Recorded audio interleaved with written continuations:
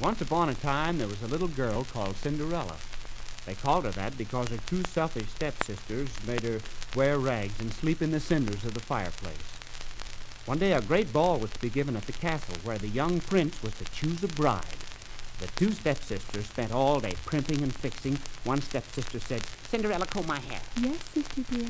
Cinderella, you brat, fix my new party dress. Yes, sister. "Cinderella, do this." Cinderella, do that. "Cinderella, do this." Cinderella, do that. "Do this." Do that. "Do this." Do that. At last, the stepsisters left for the ball, and poor little Cinderella was left all alone. Oh, I wish I could go to the ball. You shall go to the ball. Who was that? Look, the kindest, sweetest little fairy in the world. Listen to what she tells Cinderella. Cinderella, fetch me a pumpkin. Yes, sweet fairy, here it is. The fairy waved her wand, and the pumpkin became a beautiful golden coach. Now, Cinderella, fetch me the mousetrap. Here it is, with 6 mice in it. And the 6 mice became 6 beautiful white horses. Now bring me a rat trap. Here it is, with a rat in it. We'll make him into the coachman. The rat turned into a coachman who sprang up on the seat. Tally-ho, ho, ho! The fairy waved her wand again, and Cinderella's ragged clothes turned into the most beautiful golden dress, and ermine wrap, and tiny little glass slippers. Now, Cinderella, off you go to the party. But you must leave before the stroke of midnight. Goodbye. Goodbye, dear fairy. Tally-ho! Get up, get up! And when Cinderella entered the castle, everyone stopped and stared because she was so beautiful. Here comes the prince. He speaks to Cinderella. Beautiful maiden, will you honor me with the next dance? Why, yes, your highness.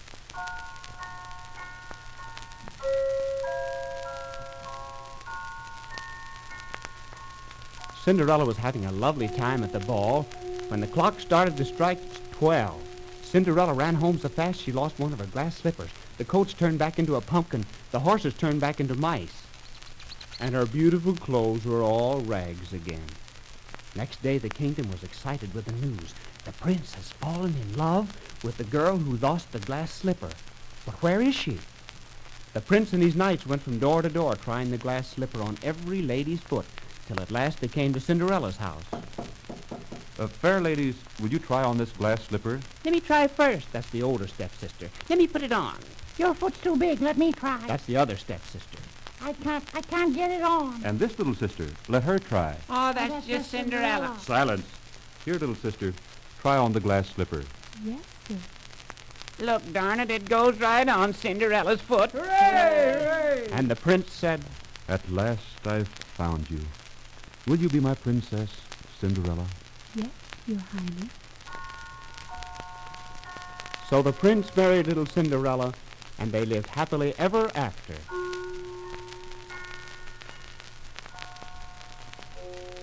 Once upon a time, long, long ago, a little princess was born. She was so lovely they called her Beauty. The whole country came to the castle to see her christened. The birds sang. The horses were happy, too. And the cows sang as well as they could. And the lambs gambled. The king and queen invited 7 good fairies to be godmothers, and each good fairy gave the baby a present. One said, She shall be beautiful. another said, She shall do kind deeds. and so on. Just then a wicked old fairy came limping in on a stick and said, She shall prick her fingers with a spindle and die. Nobody knew what to do but the 7th good fairy, who said, The princess shall not die. She shall sleep for 100 years, and a prince shall awaken her. The princess grew up to be very beautiful. One day she wandered up into the castle tower, and there sat an old lady at the spinning wheel. The princess said, Oh, let me try to spin. No, you mustn't. but before the old lady could stop her, the princess had pricked her finger and fell in a deep sleep. The good fairy waved her wand, and everyone and everything in the castle fell into a deep sleep. 100 years later, a handsome prince came riding by the castle. He went in. There on a golden couch lay the princess, fast asleep, the most beautiful girl he had ever seen. The prince fell madly in love with her at once. He knelt by her side. Oh, my beauty, my sleeping beauty, I shall kiss your lovely lips. Why, oh, my prince. The beautiful princess and the prince were married and lived happily ever after. Little Red Riding Hood's mother said to her one day, "Go take this basket of cake and butter to your grandmother, darling, for she's ill." All right, Mama. So Little Red Riding Hood went skipping through the forest. La, la, la, la, la, la. And soon she met a wolf. Good morning, Mr. Wolf. Where are you going, Little Red Riding Hood? To visit my grandmother who is ill. I'll visit her too, but I'll take another road. Goodbye. Goodbye. La, la, la, la, la. The wolf got there first and ate up the poor grandmother. Then he put on Grandma's cap and glasses, climbed in Grandma's bed, and covered up. Here comes Little Red Riding Hood. Come in. Why, Grandmother, what long arms you have. The better to hug you, my dear. And Grandmother, what long ears you have. The better to hear you, my dear. But Grandmother, what great eyes you have. The better to see you, my dear. But Grandmother, what big teeth you have. The better to eat you with. Oh, help, help, help. Just then a wasp came in and stung the old wolf on the nose. Help, help, help, help, help. And Little Red Riding Hood ran safely home to her mother. Oh, Mama, oh, I'm so glad to be safe at home.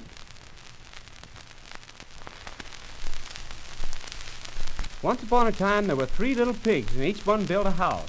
Willie Pig Wee, I built my house of hay. and Freddie Pig. "We drunk. I built my house of sticks." And Johnny Pig. Oink, oink. I built my house of bricks so the wolf can't huff and puff and blow it down and eat me up. We're not afraid of the wolf. Oink, oink, oink, oink. But one night the wolf came to Willie's house of hay.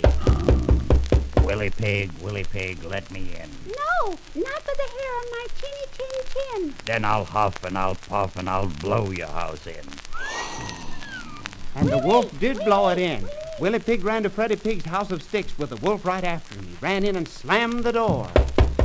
Freddie Pig, let me in. Not for the hair on my chinny chin chin. Then I'll huff and I'll puff and I'll blow your house in.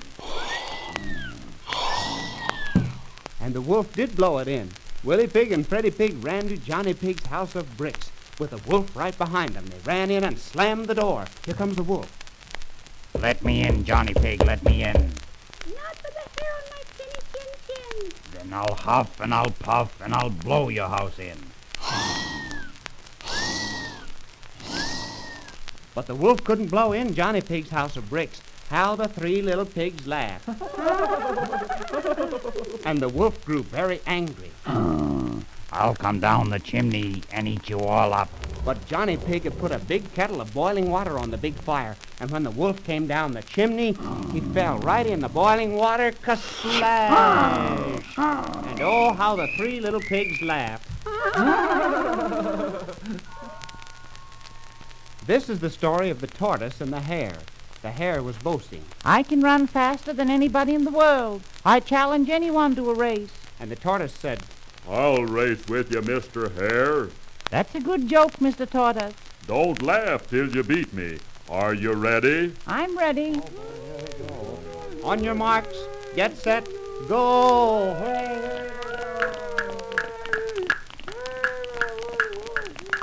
I can beat him easy. I think I'll lie down and take a nap.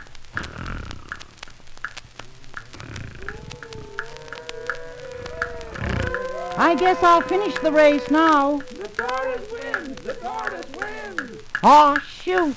That's a lesson, Mr. Hare. The race is not always to the swift. Once upon a time, a fox saw a bunch of nice grapes up in a tree. The fox jumped up to get the grapes, but he didn't jump high enough.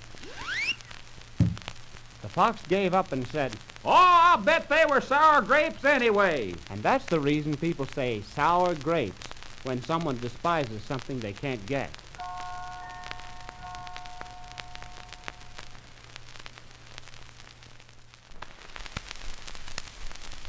Once upon a time, there was a poor shoemaker. He was so poor he only had enough leather to make one pair of shoes. He cut the leather ready to make a pair of shoes, said his prayers, and went to bed. Bright and early next morning he got up, and lo and behold, the shoes were already made. Soon a man came in and paid a fine price for the shoes, enough to buy leather for 2 pairs of shoes.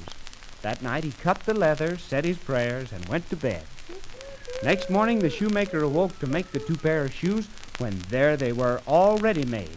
This went on until the shoemaker became wealthy. One evening he said, Good wife, I wonder who comes in the night time and makes the shoes. I don't know, husband. Let's hide tonight and watch and see. Let's do. and so they hid to watch. Shh, it's midnight. Look, there come two little elves with their little hammers. I'll make the left shoe, Brother Elf. And I'll make the rights. Little elves working twos to make the good shoemaker's shoes. Hooray, I finished. Hooray, I have too. Hooray, hooray, hooray. Weren't they sweet little elves? Well, I never. And they've made us rich. And the poor little things have so few clothes. I'll make tiny shirts, coats, and pantaloons for them. But I'll make tiny shoes for them. And they did. The next night they put the tiny clothes and little shoes on the workbench and hid to watch. Here come the little elves. To work, Brother Elf. To work, brother.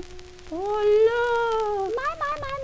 Tiny green shirt, just our size. Goody, goody, goody, goody. Tiny red coats, let's put 'em on. Hooray, hooray, hooray, hooray. Tiny yellow pantaloons, they just fit. My. Look, tiny shoes, too. My.